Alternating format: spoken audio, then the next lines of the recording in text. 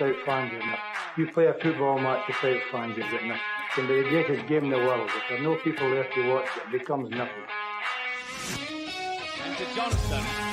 Johnson. And a goal by Johnson. Larson.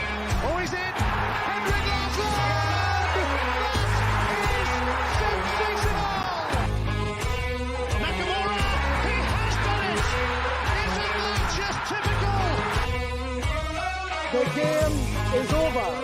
The Rebels have won.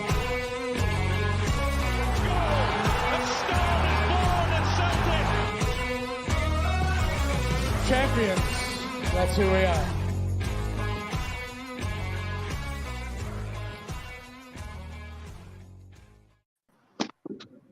Good evening, welcome to another episode of the Jungle Gym's Tuesday Tic Talk. It's Tuesday the 19th of July and it's fucking sweltering tonight, man.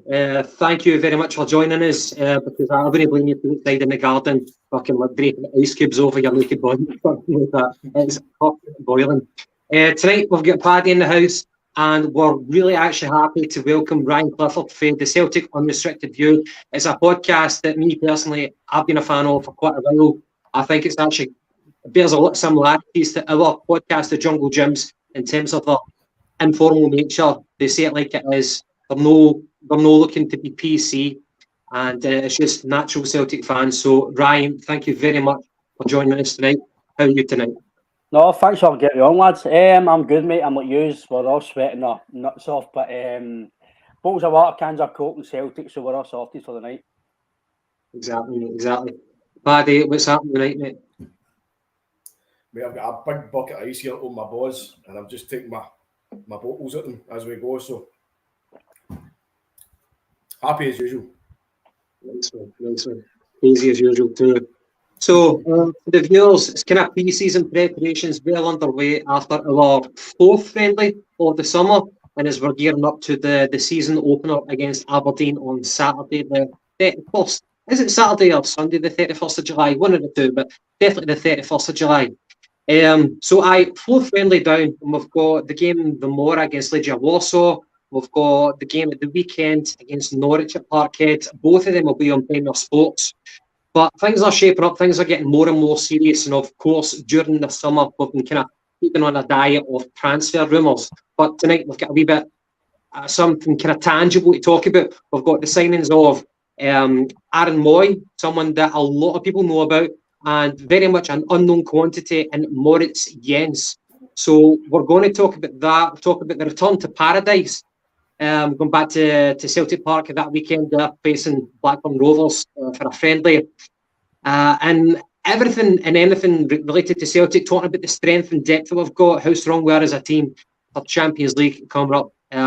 But let's get into it. First things first, Aaron Moy and Moritz Jens.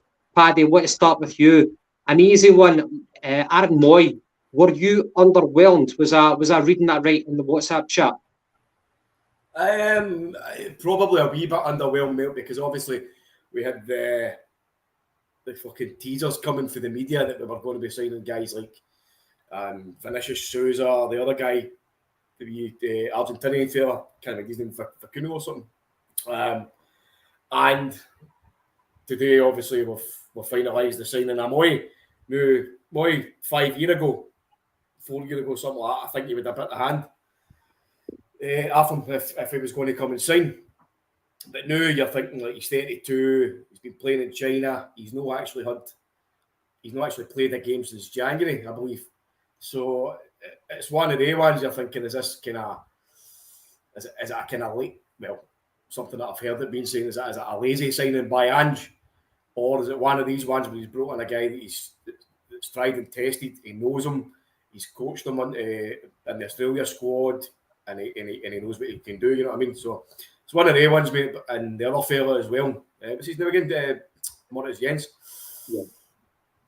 I think that's not a bad one because we kind of, I don't think we're going to go out and sign another proper first choice centre back. So really we do need somebody there who can step in if needed, somebody sitting in the wings, somebody kind of young, hungry, somebody that's got maybe something to prove. And I think we could have possibly have done with maybe like an experienced defender. But I'm not going to grumble, mate. Even with the signing of Murray or whatever he's fucking, whatever way you say it. It's a decent signing, but is it the signing that we all wanted? Probably not. Gav, you and I have spoken about this up 10 times, Ryan. I think you have spoken about it as well. I think he's were wanting a kind of proper sitting midfielder, somebody who's like an old school defensive mid, like a Neil Lennon or a Wanyama, somebody like that who's actually going to sit back, be that guy who will be that defensive shield to the defence, and also be the guy who will let your forward midfielders and your more creative midfielders go on and do their thing. You know what I mean? But again, Gav, it's yet to be seen where Postecoglou is actually going to deploy Moy. Is it going to be a 6? We don't know. Is it going to be an 8? We don't know. Is it going to get a game? Probably here and there, but I don't know, mate. Need to trust the big man. I think he's earned it. I think he's earned the right for us to actually trust his signings. A key phrase that I've been hearing is that he's got credit in the bank, and I think everybody would probably agree with that, based on his success with the current signing so far. Ryan, with Aaron Moy, I've been looking at it on social media from a lot of different Celtic fans' perspectives. A lot of people being positive, negative, in the middle. I'm not entirely sure that he is that kind of number 6. I think he can do a bit of everything. I think him at his peak, he was a kind of an all-action midfielder. And let's be honest, he's only 31 going on 32. He's not fucking 38, you know what I mean? And the guy's a fitness freak. He takes really good care of himself. And Paddy, I know that you said that you don't think he'd played a last game until January, but he played for Australia against Peru. So, Ryan, what's your thoughts right now on Moy?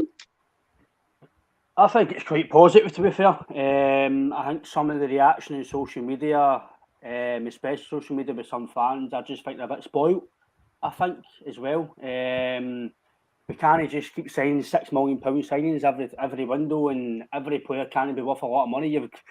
You've got a budget, and obviously with Jota and Vickers, it's probably the budget's probably spent in a way. I'm positive on him. I don't think he's risk free, isn't he? Really, he's a free agent. I don't think he'll be getting mega money that he was in China. I think he's went to China, got a bit of money, got a bit of experience playing in China, and maybe realised he's got to get back into the big leagues now and get himself back in the European stage. And I think the difference, people are talking about the James McCarthy signing. I think the difference is, again, I don't know if this is true, but I don't think Ange approached McCarthy. I think it was McCarthy approaching him. I think that was a Desmond signing or a Boer signing. I don't think that was, obviously Ange sanctioned it, but I think this one's different. He knows Moy inside out. He's managed him for 3 years at the national level. I don't think this is just been a signing that's just come out there. I think he's probably talked to him for a while. I think it's a positive signing. If you can get a guy at 31 for a free transfer, over 50 caps, played in the Premier League, he's got to know how. He might have not really played in Europe, but do you really need to play Europe to have experience? Maybe no, I don't know. I think fans are maybe wanting somebody worth 5-6 million with a European pedigree to come into the Champions League, but it gives you depth, gives you options in the middle of the park. It's another guy to add, because me personally, I don't know what you think, Gavin, but I think he's ahead of McCarthy and Gucci right away, in my opinion. I've not really seen much of Gucci, but just by what I know from Moy, I actually know Moy better than I do Gucci, so I can go by that. I think Gucci's a better Moy's a better player than Gucci, from what I've seen, but I can only go by what I've seen. I've not seen Gucci much, but obviously I'm as well because he's bought him. But I think it's been very positive, mate. I've not got one bit of negativity to say about it at all. Aye, building on what you say, Ryan, I'm glad that you're positive about it, and not saying, Paddy, that you were negative about it. I think you're kind of middle of the road. I need to kind of rein myself in, because when I think about Aaron Moy back at the Huddersfield days and the Brighton days, I thought he was fantastic. He's a leader. He's got experience. He was actually a talisman for both of those teams, and he's a talisman for Australia. Whether he's got the same energy right now as what he did back when he was 26, 27, I'm not too sure, but we'll find out. The proof is in the pudding. I think in the last few episodes we've had for the Jungle Gyms, I'd spoken about players who can read a game and implement their experience. Like, for example, in that Real Betis game away from home, when we were a couple of goals to the good, and then we lost 2 before half time, and then 2 right after half time, and it totally swung the nature of the game. We don't have that many players who can recognise the way that things are going, change the momentum, calm things down, and instill a bit of confidence in the players. And I think Aaron Moy can do that. And Ryan, what you said, you don't need to have Champions League experience to be good in the Champions League.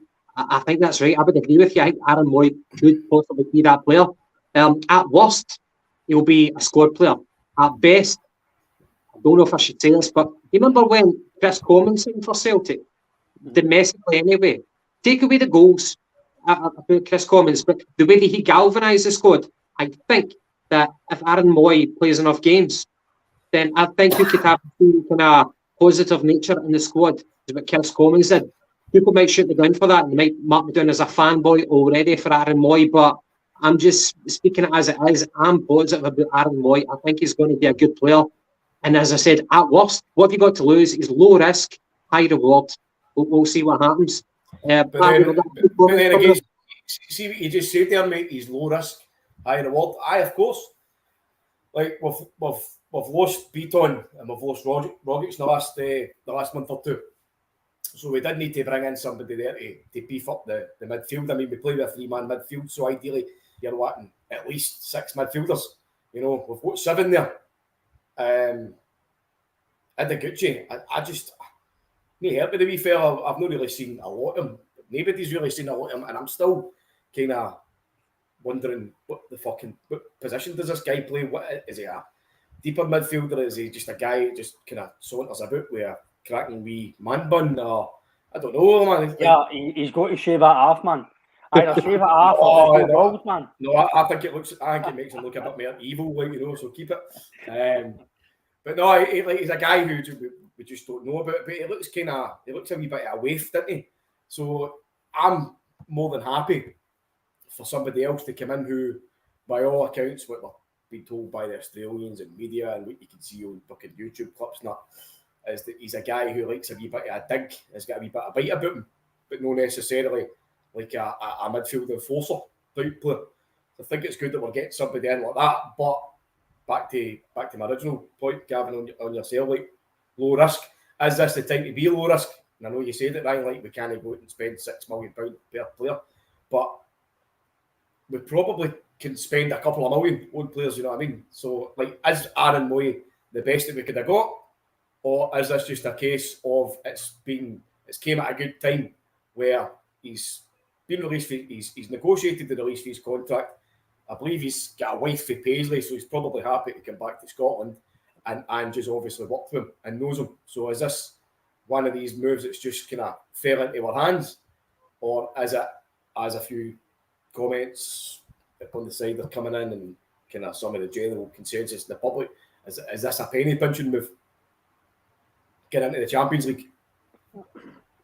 See, only seen the penny pinching side of it.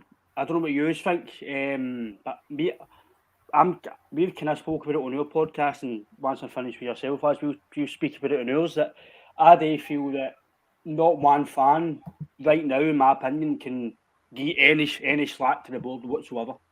Right as it stands now, I don't think the board can get any jip whatsoever because they've backed Dan's blind, basically, because Dan's come in and say, listen, I want this, I want Kyogo, I want him, and the board just went, there you go. Because the board don't know who these guys are. He had no recruitment staff in to help him. Run it yourself, and the board went, there you go, there's £15 million for us, go and get Kyogo, go and get Maeda, go and get Gucci, go and get Vickers on loan, and he's done it. And by all accounts, the recruitment this year so far, they've got squad strength and depth, they've got Bernabei and Jota, Vickers, they've spent about £18 million roughly on transfers and wages. So as it stands now, I think some fans maybe need to take a step back and just think, you're only middle of July. August, September it shuts. You've still got a long time to go until the Champions League, especially. I think the league, you can walk into the league, Gavin, now, I think, and I'm not going to say win the league, but you can step into the Aberdeen game with the squad now, and you should be beating Aberdeen comfortably with the squad you've got without having to strengthen it. But the Champions League, I do agree, we do need to strengthen in certain areas, but I think sometimes you can't just, I do agree with Paddy that I do want a good £4-5 million midfield to come in, impacting player every week. Maybe a Wanyama type or Well, I think we're far too nice in the middle of the park. Far too nice. We're technically nice players, but with nobody. I hate talking about them, right? Like I said, I don't like talking about them. But John Lundstrom, don't rate him as a player, but he does the dirty side of the game, elbows in people's faces. We've not got that. We've got McGregor, who for me is probably the best player in Scotland. His all-round game's amazing. But there's nobody to dirty side, elbows after the ball, and just to get people on the bums ass seats, and I don't think we've got that. Just reading out the comment here for John Coyle. Spending big money on a player doesn't guarantee he will be a good signing. Look at Barcast, Ajeti, etc. And never a clear word spoken. Paddy, going back to your last comment about you were kind of talking about a low risk, and we've signed a guy on a Bosman on a free transfer. Do you think that the upside of this? Remember we got Jota. Correct me if I'm wrong. We got Jota at the very end of the transfer window. We also got Cameron Carter-Vickers at the transfer window. They're probably two examples because that was loans with the option to buy. But what I'm thinking is with Moy, we've strengthened the midfield without shelling out money. All we've done is increase the wage bill. But funds that we have in the coffers, could you say that we've held that back in reserve and we're in a position to maybe pull the trigger in the last couple of days of the transfer window if a big physical player comes up, a defensive midfielder comes up, we've still got the money there to pull the trigger if that opportunity does present itself? No, not really, because like some of the comments, and I know it's kind of contradictory here, right? But some of the comments that came to Ange the last couple of days, he's saying that he doesn't want to play in that style, but in the same sense, he also said that he couldn't see Aaron Moy coming to Celtic. And here he is. But I genuinely believe Ange when he says he doesn't want to go and get a big player like that. Because you look at the players that he signed, everything's all about kind of pressing, it's all about being fast, sharp, getting to the ball before the other team do. It's just the fact that, as Ryan says, like when other teams come at you and they've got that player who can come in and smash you, you don't really have a lot to counter that. But what I will say though is, I actually think Hatati has got a lot of dig and bite about him. See, when he first came in, there were players literally bouncing off of him. When he was fit and he still had a bit of fucking steam left in the engine, he was up and down the park, he was breaking things down. So I don't know, man. Like, some of these players are coming in with a fresh start again. You know, they've had a break. Your Hatatis, Turnbull even. Turnbull obviously is a guy who I've kind of had a lot of critique for. He's a new player as well, essentially this season, because he's come back fresh. So I don't know. Maybe other players will step it up. Maybe McCarthy might come in and do a job. I don't know. But as for Moy, mate, I'm personally moderately happy with the signing. It's just that I kind of hope for better. You know what I mean? But that's what it is.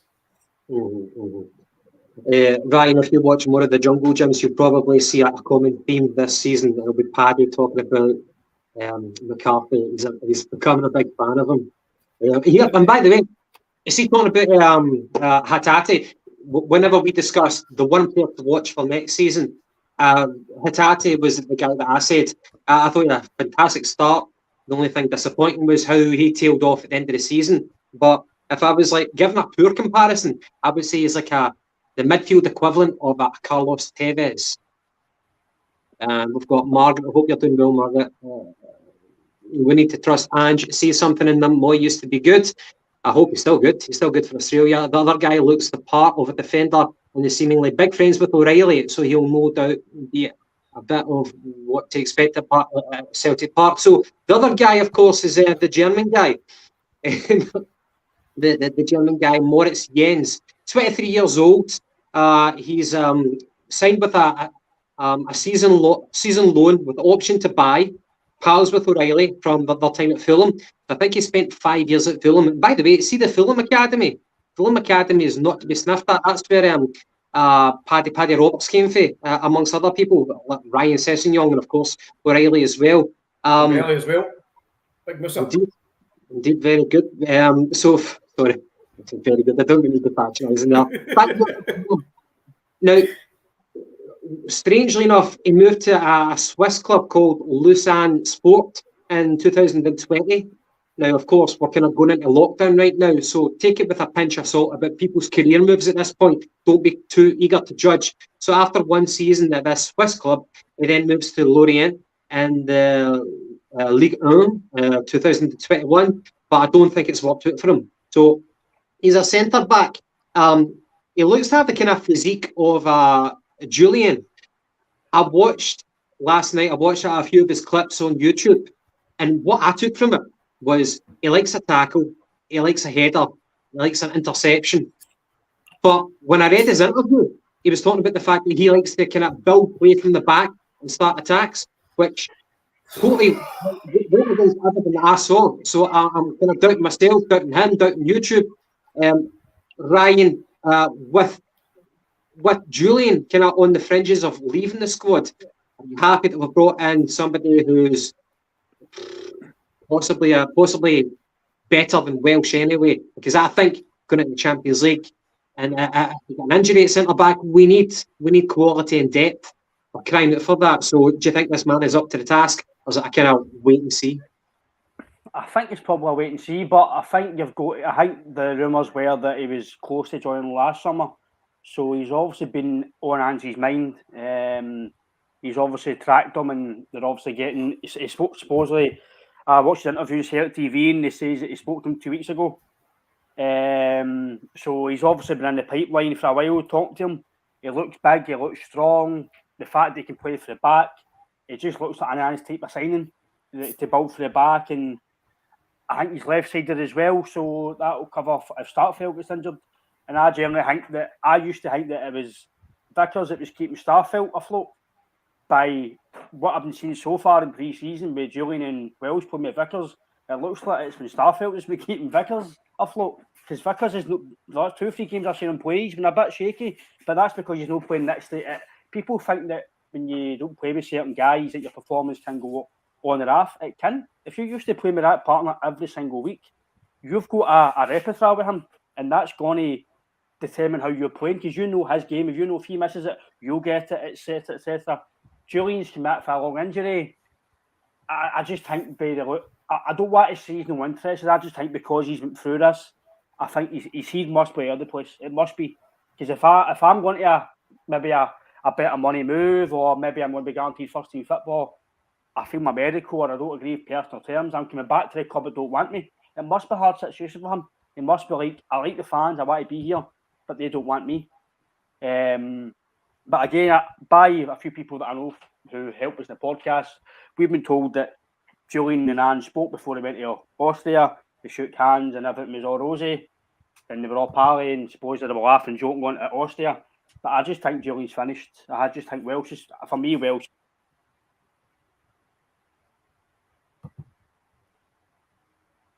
Paddy, you still with me? Yes, mate. Nice one. Yeah.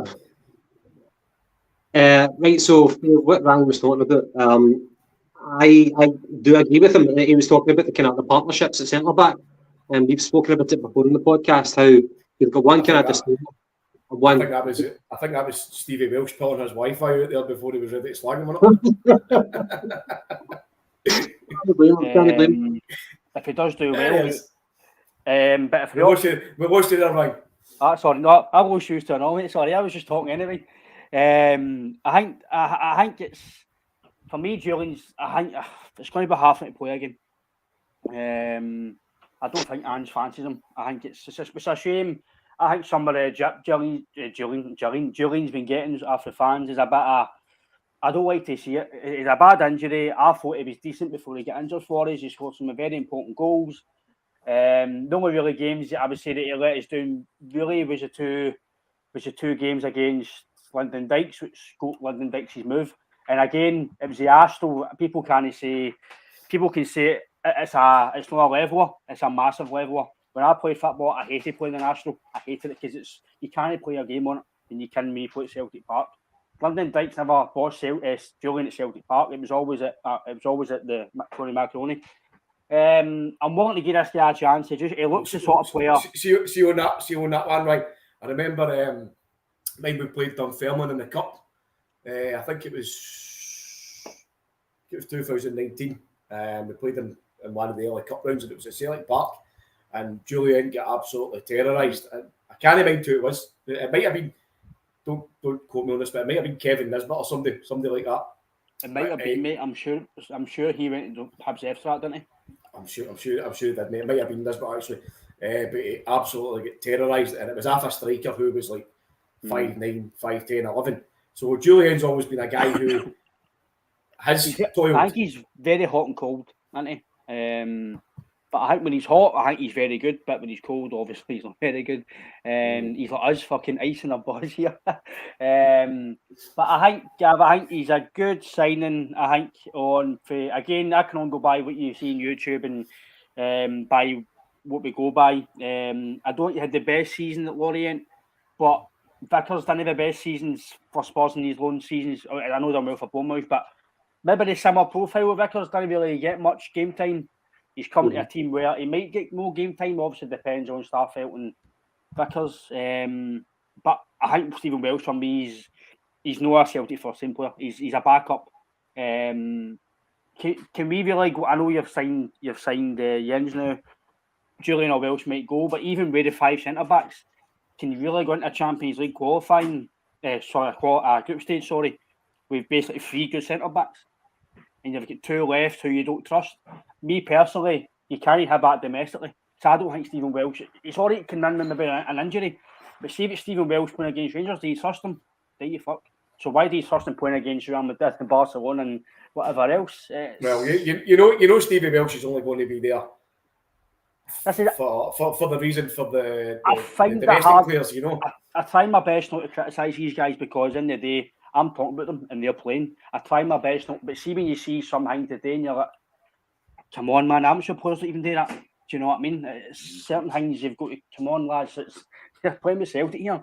But I trust Ange, and whatever Ange sees fit, then if Stephen Welsh starts against Aberdeen, you've got to trust the manager.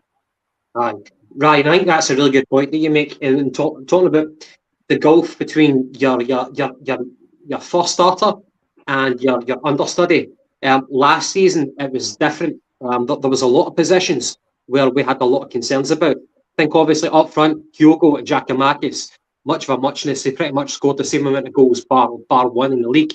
Right back was fantastic. Juranovic and Wilson, very, very good. Midfield, this season even more so. It's getting very, very competitive with the addition of Aaron Moy, even though Beaton and Roderick is left. Left back now, that's been strengthened. You've got Bernabe and Taylor, who Taylor might not be everybody's cup of tea, but I think they would probably agree that domestically he tries his heart and soul, but domestically anyway, he's pretty much up to the task. But I would say that the biggest gulf between your 2 main starters and their understudies are centre back. Welsh, Julian, now we're bringing in the new guy, Moritz Jens. But them compared to Starfelt and Cameron Carter-Vickers and the partnership that they built up, and you made a good point earlier on about the repertoire that they've got. They feed off each other. You've got one guy who's a destroyer, the other guy who's the ball playing centre back, and you need that. You can't have 2 people of the same ilk. You need both of them playing off each other, complementing each other's attributes. And time will tell if the new guy is going to be able to fit in, if he's going to be able to get good competition. But I think, Paddy, kind of question over to you. Do you think centre-back is one position out of the entire squad where the strength and depth between your main guys and your understudies, that's the biggest kind of question mark? Clearly. Obviously, we don't know how Jens is going to be in a Celtic jersey. We've kind of seen snippets here, and he's successful spelling Switzerland, and then he's went to France, and it's been what looks to be like an absolute fucking nightmare. The manager apparently has lost faith in him, which is why he's been allowed to go. But it's one of the things. Sometimes we benefit for that. I mean, look at guys like Chris Sutton, had the worst season in his career at Chelsea, then he came to Celtic, made himself a legend. Things like that. Not that I'm comparing the 2 guys or anything, but it's just the kind of situation. But you look at Lens and sorry for interrupting. You know that his coach at Fulham is Peter Grant? Yes, mate, I saw that. I heard that in the interview. That's not bad. But listen, we've signed a big guy who had potential. He's played in Europe. He's played across Europe. He's played in England. He's come up through a good youth academy. He's grew up with Matt O'Reilly. According to him, it's his best pal, which is a bonus. I mean, the guy looks to be. He's tall. I think some of the comments that I've seen that he isn't particularly physically dominant in the air. But you look at his legs, he's got legs like a fucking giraffe, Gavin. Most of his tackles, it's all kind of slide tackles in it, so he seems to excel there on the deck. But I don't know, somebody posted it. It's just nice to see us signing somebody that's over 5'8". So hopefully he can be a guy that's an outlet at corners. You know, Aaron Moy, I was reading a few things for a lot of Australian fans today. They're absolutely they're going berserk, crazy, jubilant that we've signed Moy because they think that he's such a quality player.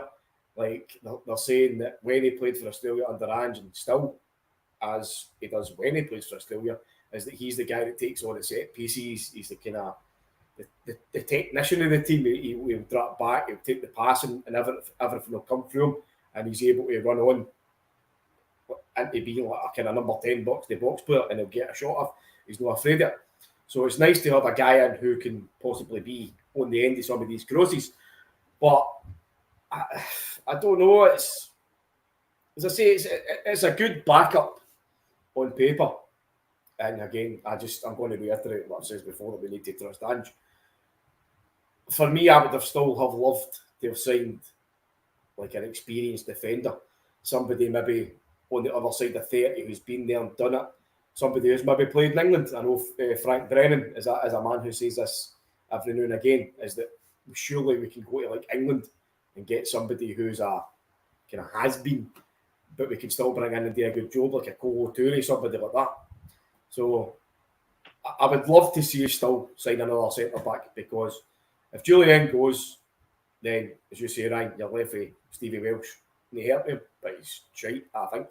And who else? Big Lawal. Big Lawal has looked a bit ropey the last few games, quite kind of Bambi on ice type stuff. So we'll see what happens. But aye. I agree with yourself. I wouldn't say that Welsh is shite, but without going into it too much, I actually do appreciate. And in the nicest possible way, Gav. Oh, aye, that's a fucking a compliment. Fucking nice. Aye, listen, son, you're shite, but you try, like, you know what I mean? Aye, I like his aggression. Lawal, we did have hopes for, but in the pre-season games, he's not. It's difficult, you know what I mean? You don't want to judge players, but we're fans, we're fickle. You know, we try and keep a level head, but at the same time, we're still judgmental. How do you keep an even keel on things? But Lawal is not passing the kind of the eye test right now. I think he's at that age where he's outgrown the B team. But do you give him a year under Ange's tutelage to learn about football? Obviously, he's been learning about fucking football, but you want to like dedicate a full year of his career right now as a 20-year-old. I think he's about 20 years old to learn under Ange or stick him out on loan. I think that's a difficult decision to make, because we've already been shipping out a few people, youngsters who at the moment are doing top of violence. I think whoever comes in, like be it a 19-year-old Bosun Lawal or a 31-year-old Aaron Moy, you're still going to come in and you're going to learn things under Ange. You're going to be able to play a different way with a different mentality. But I think the biggest thing where everybody's concerned now, and I know Frank Brennan is a guy that kind of is the champion of this as well, is that a lot of people think that we're still unequipped for getting into the Champions League.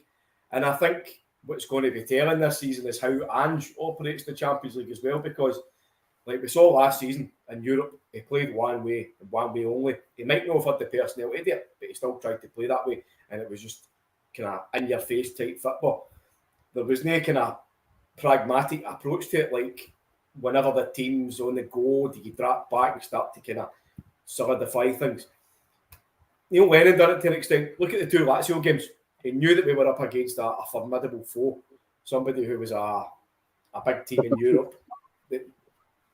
You know, we played the 4-2-3-1 the first game, showed things up, mopped everything up, and then when we went to Rome, we went with the 3-5-2. So we changed things up to counter our opponents. Is Ange going to do that, or is he just hoping that the guys that he's signing, like your Bernabéus, they're going to have kind of phenomenal fucking fitness rates? They're just always going to keep running. They're always going to cause problems for the other team. You know what I mean? Is it just going to be one of the ones like it's like everybody's like a fucking bee buzzing about? I've heard a few whispers that supposedly in Austria they were actually doing the 4-3-2-1. I think Matt O'Reilly said it the other day. They've been working in things and for the Champions League through the grapevine. I've heard they're supposedly doing 4-3-2-1. Supposedly Hatate's been playing in the 10. Don't know how true that is, but this is what I've been given wee bits and bobs about, and don't know if that's true, but I've spoken about it on your podcast as well, that we cannot go toe to toe with these teams because we'll get pumped. Don't care what any fan says, we'll get pumped. No matter how good we are, we think Coyote. The problem, the comparison I can probably make is, right, when we played against PSG that season, I think we won the Invincible season that season. When we played, I quote me if I'm wrong, but I'm sure I might be right. When we played on the Rodgers in the Champions League, that was when Scott Brown was probably the best I've seen Scott Brown play, right? And I thought, Scott Brown wasn't world class, right? But for me, Scott Brown is a very, very underrated football player. How some fans and Scottish fans, I don't know why Scottish fans don't rate him, because he fucking ran Scottish football for nearly 10 years. I think Scott Brown was phenomenal for Celtic, a very good football player on the ball and off the ball. And I'm going to games every week seeing him and I'm going, this guy's brilliant. And then you see Verratti and Rotherham and thinking, he's very fucking average. He's not that good. When you see these guys play football, and that's the step up to the Champions League. And this is where some fans realise, because we've got Kyogo, we've got Jackie Markey, we've got Vickers, but the guys you're playing are 20 times better than these guys. These guys are a step up. This is where you need to. That's it. On the conversation about the boy Lowell, it's very hard, unless we're all Celtic fans, you all know when you see a good player. It's very, very hard to go and play against B team opposition and then go and play against Aberdeen. It's very, very hard. People say it's no the golfing class for the Lowland teams. You're playing against men every week and you're getting challenged. But he'll get a harder training session playing against the guys in first team than all against the B team. You might get ruffled about the B team, but he's playing against technically gifted and quicker players in the first team. And like you say, when he stepped into pre-season games, it's only pre-season. Some fans don't like to judge players in pre-season. I judge players in pre-season because they might be rusty, but you don't lose your touch. You don't lose passing the ball 5 yards. You see when guys kick the balls out the park, or we've all played football probably ourselves. You kick the ball at the park at the odd time. You see when players do it continuously at that level, you're thinking, right, you're no for it.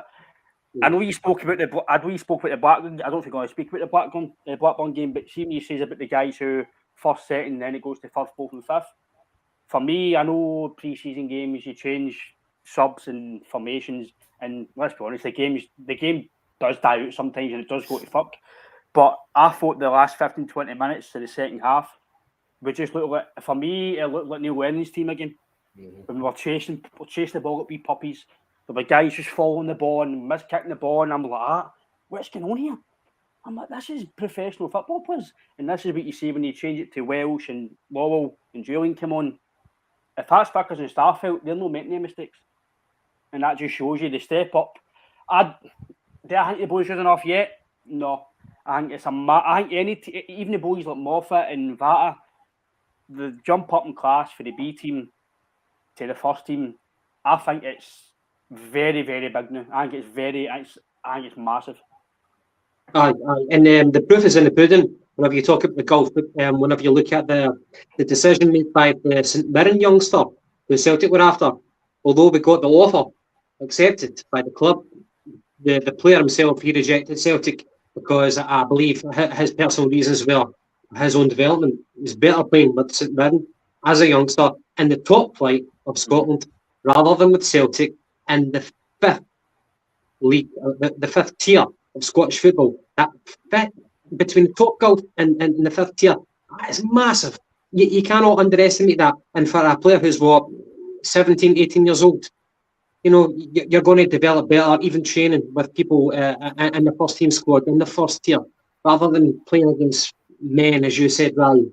But they're in the fifth tier. the golf is massive, and it does open the question, which probably a conversation for another night, about we've been hemorrhaging very, very good talent at youth level, because the top clubs are cherry picking our talent, but we can't offer them a route into the first team. Not right now. The reserve league is gone, but again, that's probably a conversation for another night. But as you say, the gulf between the fifth and the top tier is massive anyway. The Blackburn game itself, I think we probably all watched it. Finished 2 weeks, and I know that we don't try to read too much into results. It was a bit of a feisty affair. John Dal Thomason, who was a very good striker in his day, is now the manager of Blackburn, and I think he's all kind of endeared. He's endeared himself into the hearts of the Celtic support after his comments in the Scottish media, whenever he was able to really be streetwise with the questions, when he was talking about Rangers and their motivation to get into the Champions League, and how his team, was it Malmo? Mm-hmm. Yeah, how they managed to put Rangers out. I welcome return John Dal Thomason to Scottish football. So 2 each. It was a competitive game. It was good in some periods, bad in other periods. We lost a goal in open 30 minutes. We don't need to dissect the game. Ryan, what did you take from it in terms of the positives? I should probably be a little more specific in this question, but I thought it was good in some parts. But whenever we made the substitutions, the quality of the game get diluted at that point, and then it just became, as you said, like a Neil Lennon team, like puppies chasing the ball around. Is that pretty much how you would sum it up? I thought the first half we played some really good football. I'd probably say the Blackburn side, I said on our group chat that before the game, the boy Diaz is a belter. The boy up front, he's a belter. And I thought he played really well. The free kick, I thought it was a good free kick, but I thought the goalkeeper should be saving that. That's his side, I think. I'm not really like I'm sure it's Sigurdsson that was in goal in the second half. I think we've got a belt on him as well. Free transfer, I think he could easily challenge Joe Hart. Joe Hart's, for me, still number one. Joe Hart's still quality. But I think he could definitely put up to Joe Hart. If Joe Hart's injured and you've got him in goals, I've got no qualms about him playing. But if Scott Bain was coming and play, then I'd be shitting myself. Excuse my French, but I would. Scott Bain, for me, Scott Bain was the third choice for a reason. And how we get a new deal. I'm all for guys in the dressing room and keeping guys happy and banter and pressing guys and keeping morale up and pushing guys on. But you're not paying guys a waste to do that. You're paying guys to play on the park. And if Scott Bain's not playing the park, I don't want him paying a wage. I want him to go on loan and get... Because he might be getting a good wage. He might be able to sit and maybe be the third, fourth choice and be around the club, which is... I can understand that. It's a short career. But the Blackburn game, I thought the first half we played some really good football. Jota for me is caviar. Jota's amazing. Jota's fighting. For what we paid for him, I know for a fact the other side of the city are raging and they're beating because we've got him. He's phenomenal. Apart from McGregor's probably the best all-round player, but I think some of your players, Kyogo, Jota, you've got so much value going forward, and that's the thing I'm liking about what they're trying to do with Ange.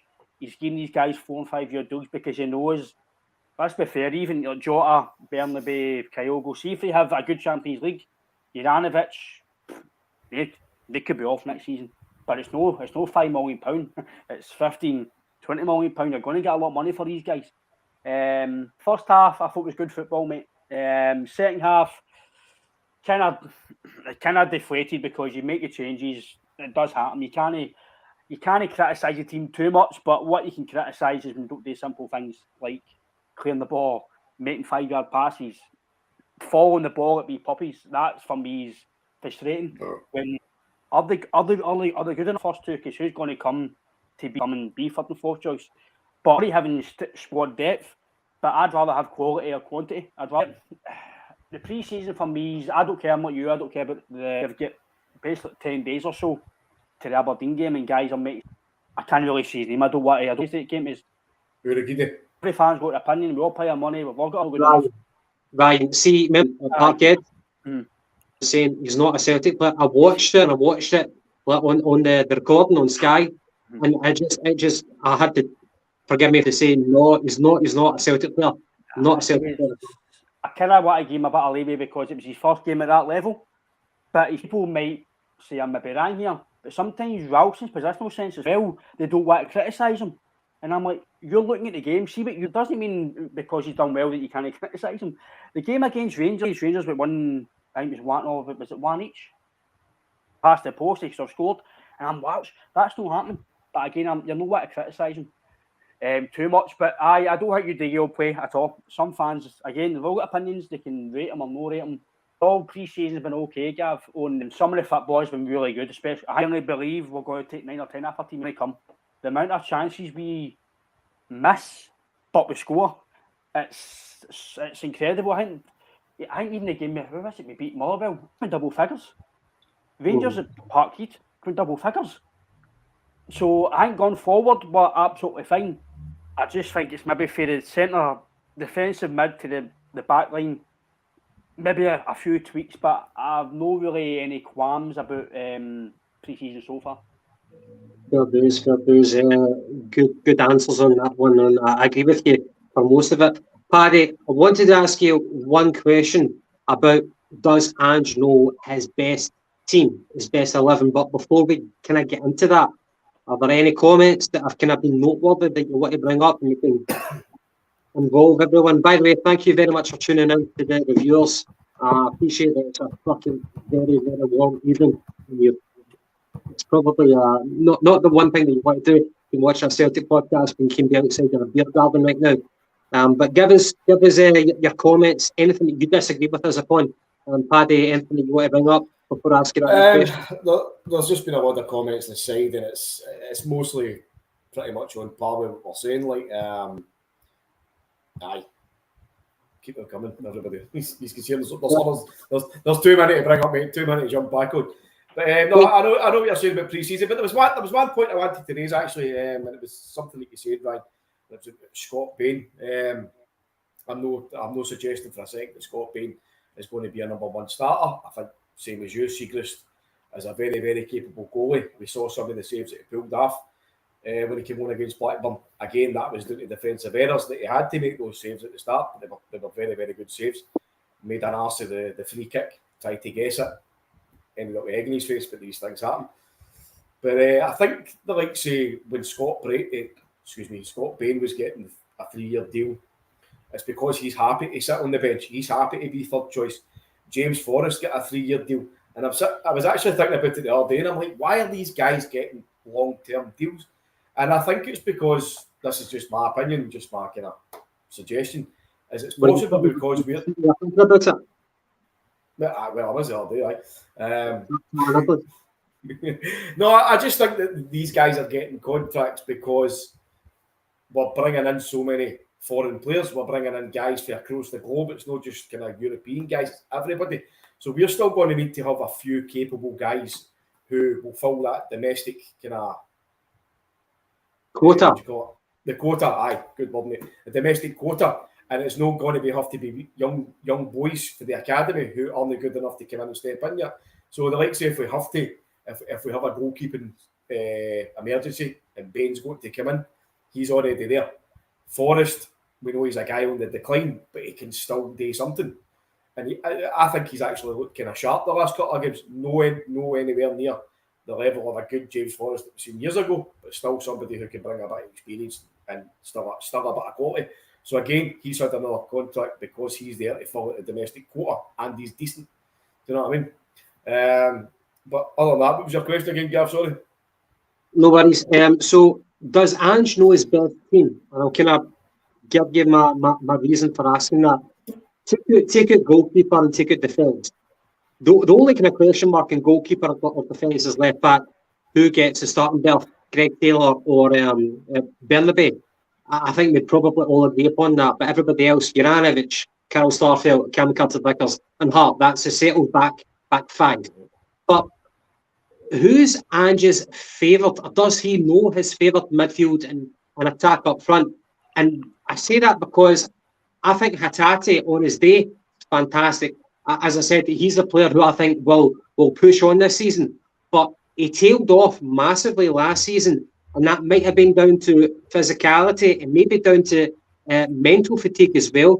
You've got O'Reilly. A lot of people are saying that O'Reilly is the favourite guy to step into Roderick's shoes. But is O'Reilly, as much as we love him, well, I won't even say that, but has he really done enough to cement his reputation to say that he's a starter?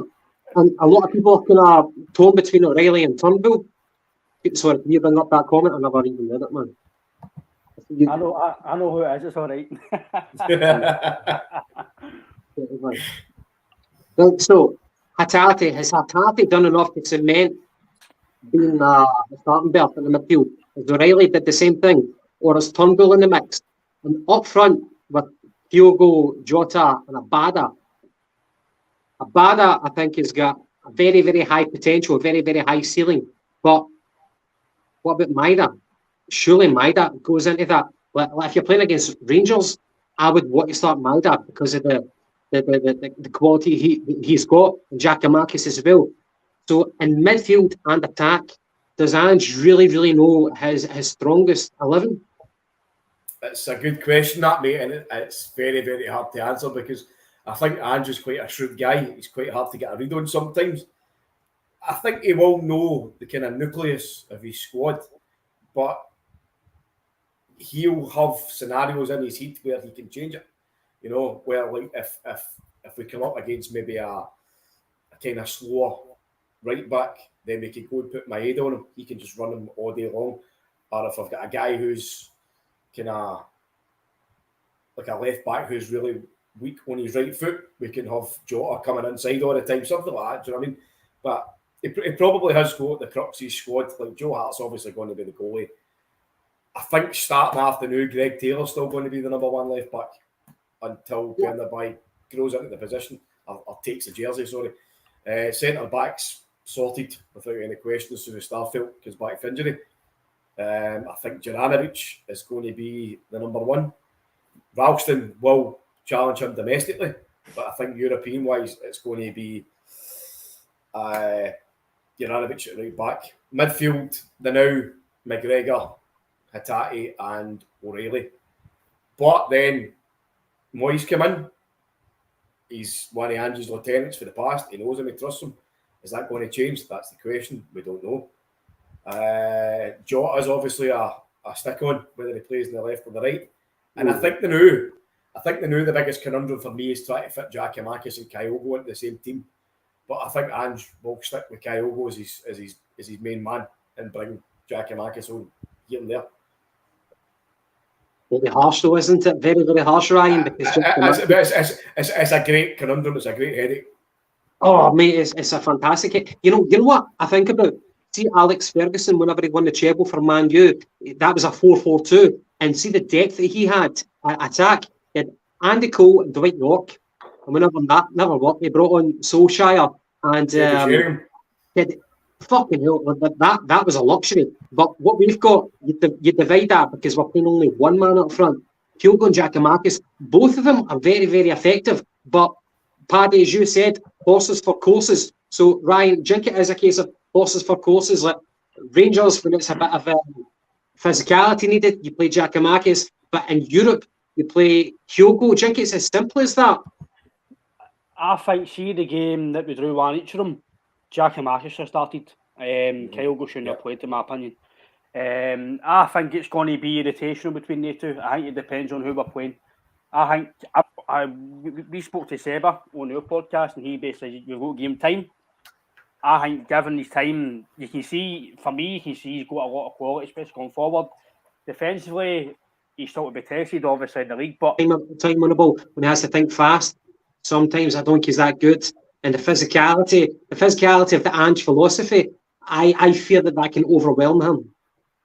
I think in the middle of the park, I think, again, it's luxury. You've got Hatate, O'Reilly, Turnbull, McGregor. They're probably your four. And who else is it? O'Reilly, Hatate, McGregor, Turnbull. That's four, isn't it? That's the four, isn't it? Mm-hmm. You've got a luxury who you play because the four of them can come in and play any ball. For me, I think Maida's very, very good going forward. And he's tracking and his runs and etc. But I think if Abada and Jota are fit, for me, they're my wingers. I think for what Abada's done for such a young age, he's been phenomenal. And I don't think he's enough credit. His final ball can be a bit lacklustre, but he is only 19, 20. He's been full in it. I don't think he was actually signed to play. I think he get thrown in the deep end because we didn't have anybody else to come in. Mhm. And for me, I think Jota's the main guy, isn't he? But you've got luxury again. You've got the three wingers. I think Mikey Johnson are going to play. I feel for the boy because I think he's got a lot of talent. But I just think maybe mentally to play with Celtic, I think he's going to maybe get on loan, maybe come back. I don't know. But James Forrest for me is finished. I think he's finished. I don't think you'll get the James Forrest that we've seen. I know injuries. I was under myself. I know how hard it is to come back for injuries, bad injuries. But the fact that he's had to come back and look trim. He obviously wasn't in shape before last season. For a player to go and get fit again, that must be hard to get yourself fit. Mentally, it must be hard for him. Older, that's going to happen.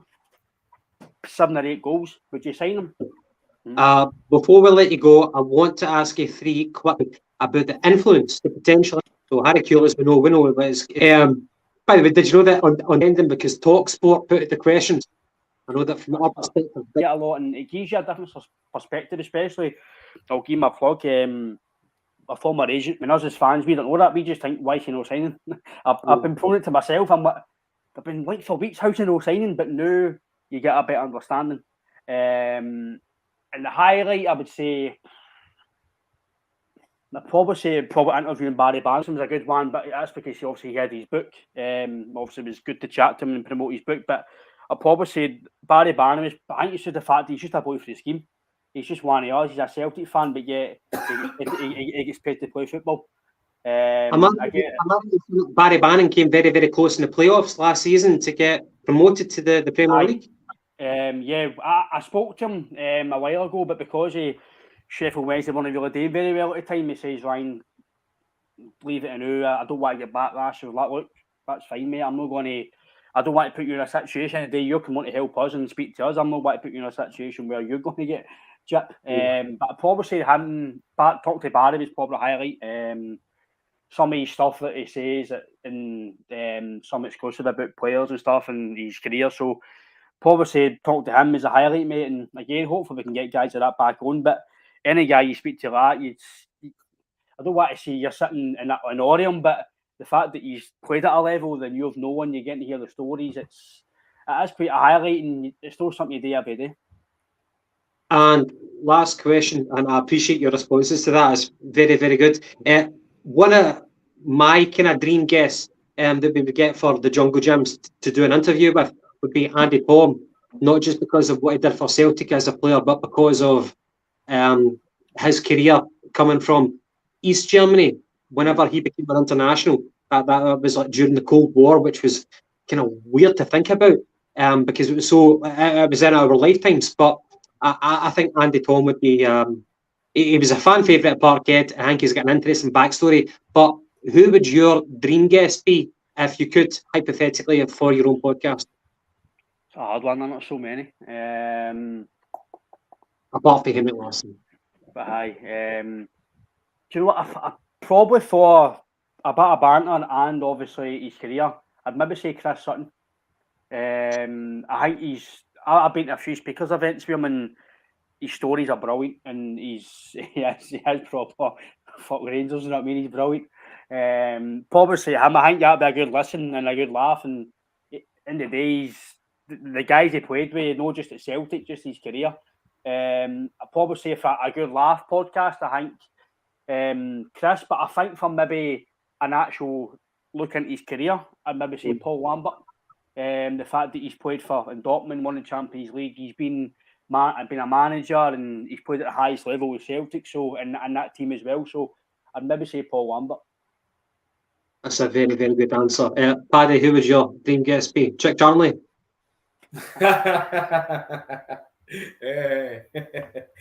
Aye, I'll do, mate. Chick Charnley. I don't know, mate. Probably Tommy Gravison. I think it would be good. I heard all the stories about him, so that would be entertaining. But listen, there's a lot of guys commenting on the side. Apparently, we're having some really bad buffering. I'm going to put it down to the heat, so we'll probably just wrap that up at that, Gava. Apparently, it's really, really bad, mate. No. Can you still hear me? Yes. Okay. Ryan, thank you very much for joining us tonight. It's been a pleasure, an absolute pleasure.